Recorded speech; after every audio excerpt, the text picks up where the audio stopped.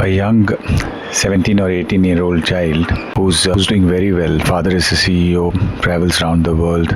Mother, she's in a very good position. Both intellectual parents, doing very well in life, staying in a very big elite residential complex in Calcutta. The 17-year-old child seems to have had everything, and he's doing very well. He's got a lot of friends in school. One particular evening, late in the evening, the father is abroad on a tour. The mother and the son, I think they are having their dinner, and the son looks a little bit worried. The mother asks, what is wrong? What is really wrong with? Is there something wrong? Something happened in school? And the son says to the mother that, what, mom, my friends, they took me out of Snapchat. So Snapchat, some type of chat that, they are part of a chat group. And he says, fine. No problem. If your friends and have taken you out of the Snapchat, don't be worried. They are your friends, and very soon, they'll take you back into the chat. The son, he thinks that, okay, fine. But mom, what if they don't take me back? And the mother says, don't worry, just have your dinner, go to sleep, and don't worry, everything will be all right. So next day morning, the mom gets up. Normally, her routine is she gets up at around 5:30 in the morning, and she goes for a jog in the complex, just go for a jog. So she goes down, takes her jog, 6:30, sits down for half an hour, checks a few of her messages, comes up to the house, goes to the room to, knocks on the room, and the son is not opening the door. She knocks, come on child, wake up, it's breakfast time, and he's just not opening. So she's a bit worried. What's wrong, what has happened? And she knocks. Now she's really worried. To cut the story short, and it's a sad story, it's a disappointing story, it's a story which still gives me chills, when I talk about it, and you can understand when I heard it. Now what's happened to the son?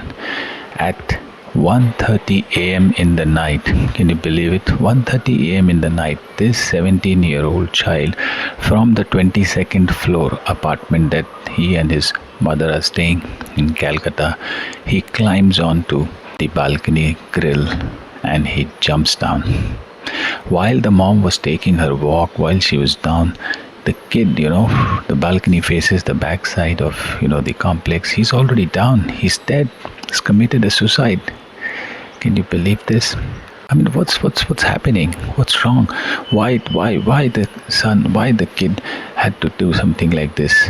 And this is not a one-off phenomenon.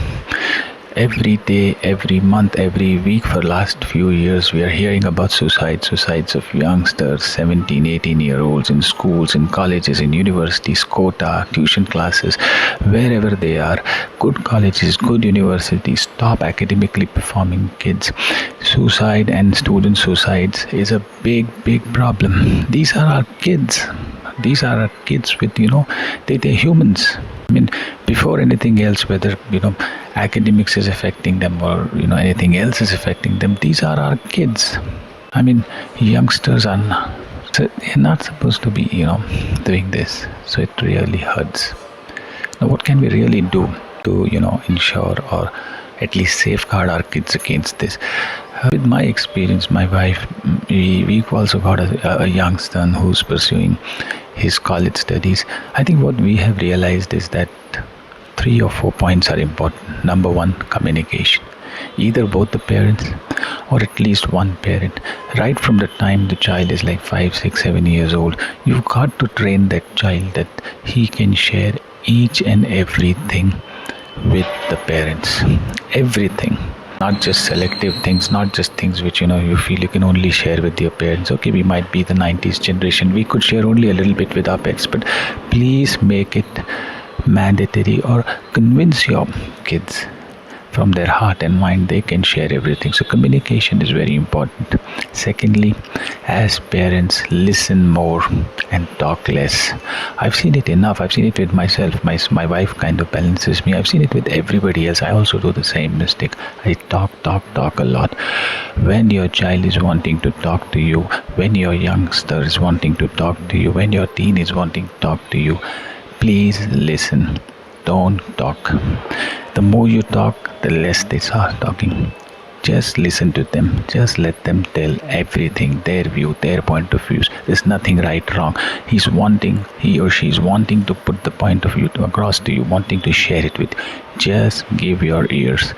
Listen and listen actively without your phones, without your work. Just listen, focus actively. That's the second most important point.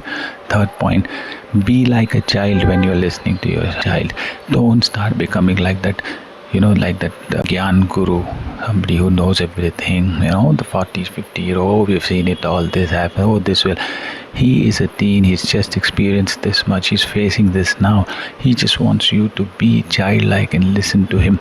Give suggestions to him childlike. Don't start giving him like a guru who knows everything. Yes, you know everything, you want to give it, you can schedule it, you can pace it, but at that moment listen to him and be like a child in front of him. He likes that.